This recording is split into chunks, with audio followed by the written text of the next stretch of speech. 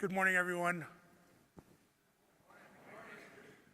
I have to be honest, these are very uncomfortable, by the way. I don't know if the other speakers said that, but I'll say it.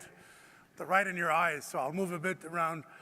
So thank you for letting me start the session. And I spent a lot of time in the age of Twitter and cameras when we can all get fired based on what social media says. How the hell am I going to spend 20 minutes looking very smart and say nothing? So it's an art. So I've actually hired external consultants to say, okay, the problem with geeks is they feel they need to share. So how can I share for 20 minutes and not do much? So I realized I should abandon that. So in the simple terms, my presentation is very simple. I think 5G is letting us down. I don't know what you guys think, but I think it's just another G. It's like the worst thing in the world going from 3G to 4G, right? As an operator, we didn't make much more money. We just spent more money. So vendors made, so I'm happy for the vendors, but everybody's talking about speeds, right? So that's what the deck's a bit about. I'm going to talk about some of the things that we're forgetting we promised ourselves as an industry. This is pretty cool. They had they should have deleted one, but of course, efficiency is not that big thing. So I put this up because there's that telco and vendor ego on how big and fast I am. So like most operators, we've been at it. We've had our share of trials. I can claim that probably one of the world's first 3GPP compliant 30 gig 5G transmissions is done in Canada, Vancouver. But do you guys care? Like, how many of you have gone home saying, yes, we got something in North America or in Vancouver? Or for the Canadians out there, like, my ego's so huge. Thank God Ibrahim works for us, because look what we got.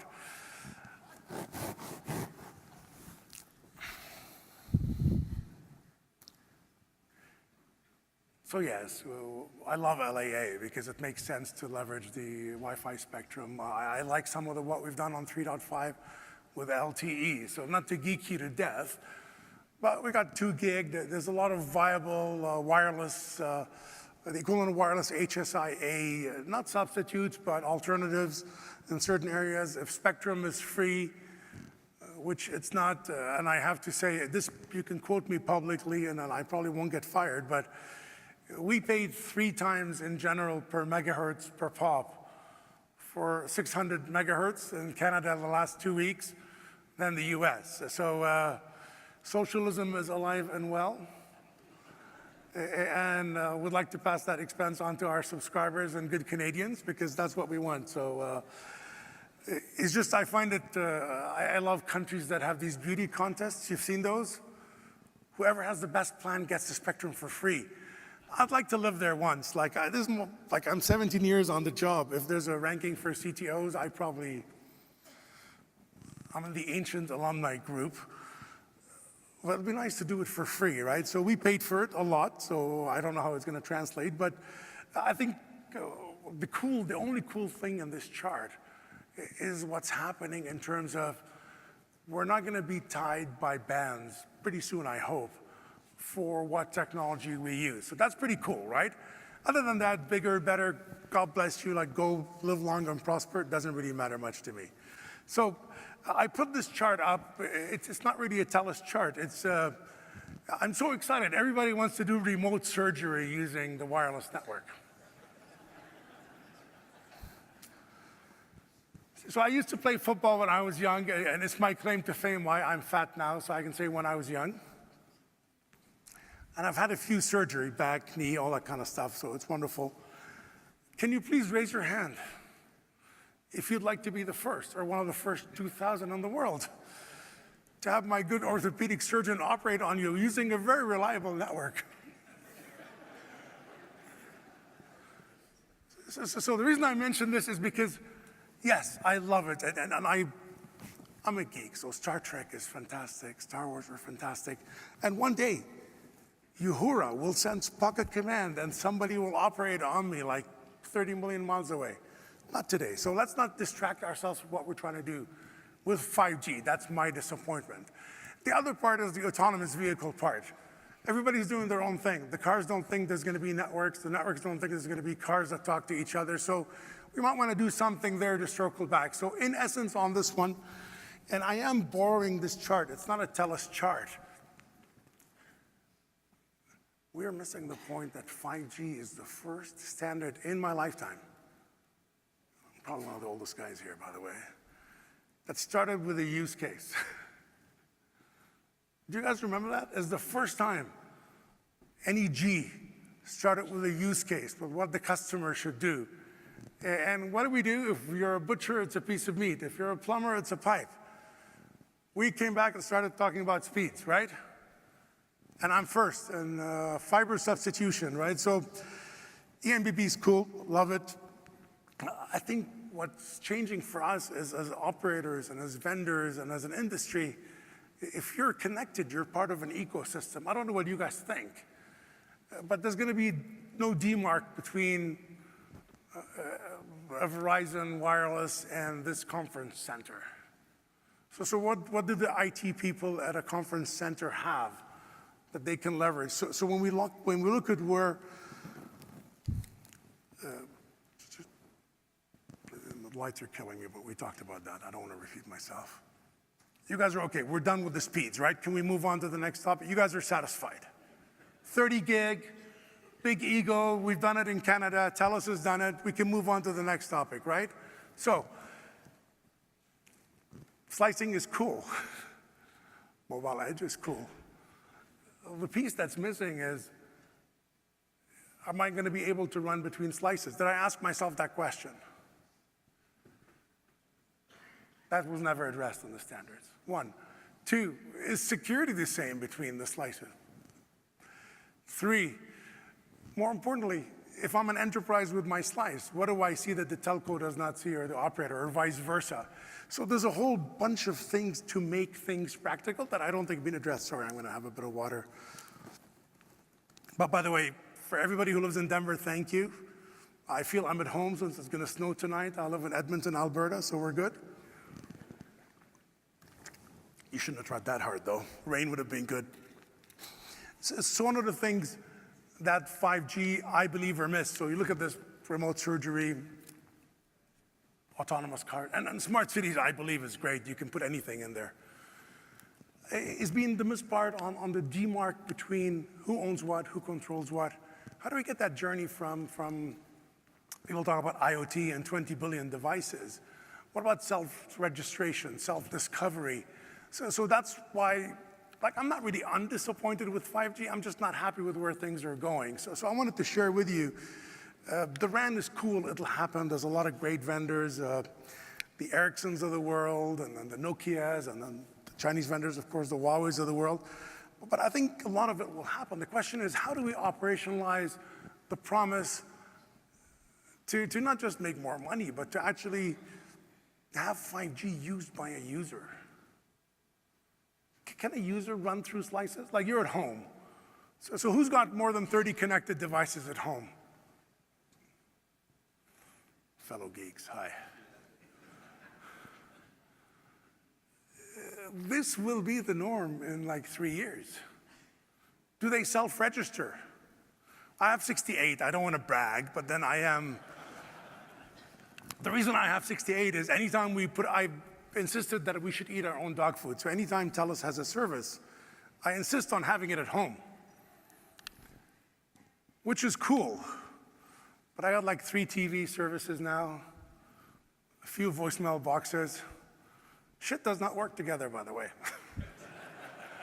But hey, I have 68 connected devices. So I ask you, do they self-register? I'm a smart user.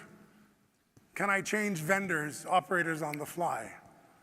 Can I move things? What's eSIM going to do? But of course, we're so busy with eMBB. eMBB, how's the business case? 30 gig, we're all remembering, okay? So I don't want to I hate people who talk for the sake of talking, which I could be one of them, but let's move on to the next chart. So I think where the place, it's not a battleground. I love it's us versus Google or Azure or Microsoft. It's tough to fight a battle you're not in.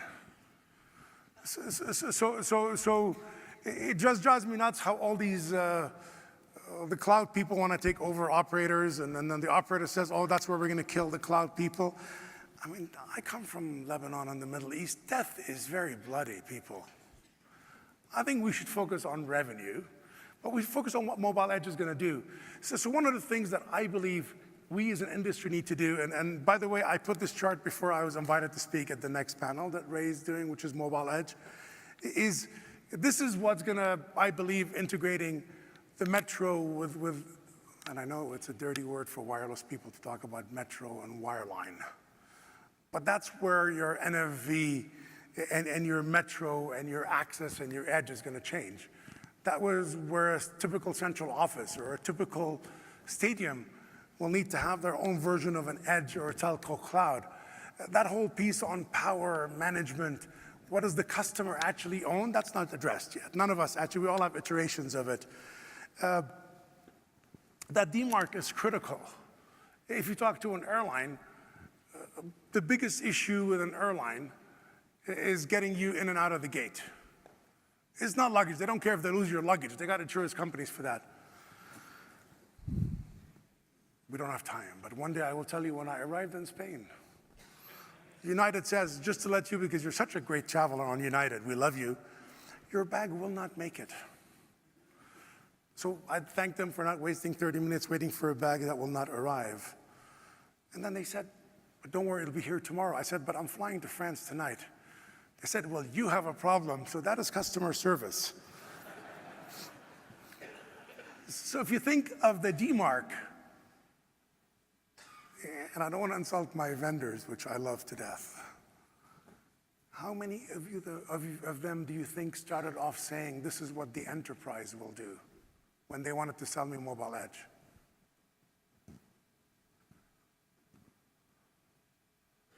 This is not okay, this is zero.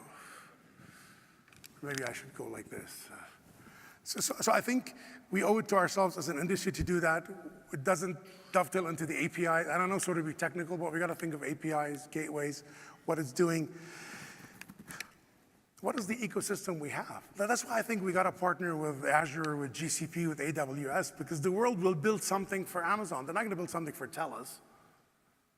I know in the US everything is bigger and better, but they're not going to build it for Vodafone or an AT&T when they can do it once for the rest of the world. So I don't know what the partnership looks like, but I think we need to look at how it integrates, how the enterprise leverages it, because everybody talks about cloudifying, digital first. There's that operational pieces that we need to do, but everybody's busy doing what? EMBB and autonomous vehicles, right? So I love the word. By the way, in a typical telco, the IT cloud is different than the NFV cloud, different than the telco cloud. So I looked at it and I said, man, we're screwed. The sky is going to kill us. They got to come together at a certain point in time, which is not happening.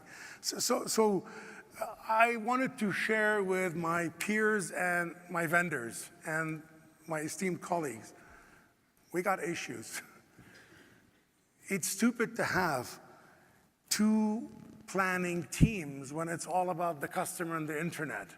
Why is there a wireline planning, design, acquisition team different than a wireless planning, design, acquisition team? Once you take the RF out, which is what Open RAN, C-RAN, 5G is talking about, one. Two, I'd love one wireless vendor to talk about OpenStack. Just for fun, humor me. BBU. Sorry, the baseband unit and the radio remote head unit, and is one-to-one. Why? As I move from the stadium to the restaurant, which is a block away, I'm using the same resources. Why do I need to double up? Have we looked at what the internet has done? We're probably 3 to 5 years behind on the wireless side. Okay, now the wireless vendor is saying, oh, the guy's an idiot. We need dedicated stuff. We got to find a way to sell more shit to the telcos, right? And then, so I look at what we're doing with NFV on the pods and the cost reduction of the pods. The MEC notion and the MEC progress is completely disjointed. Isn't that sad? What do you guys think? Don't humor me, but like Jesus Christ, don't you think it's sad? Like, do I need standards bodies people? Why have a team of 10 when I can have a team of 20 doing the same shit? What's the benefit to the end user? Not much. So, I got a little one for you. How many people built their network function virtualized pods?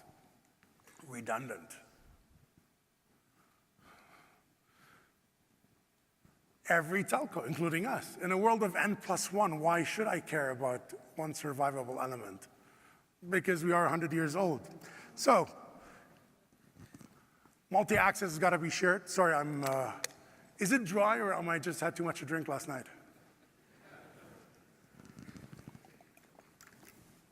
Both is a healthy one. And the other part is secure by design.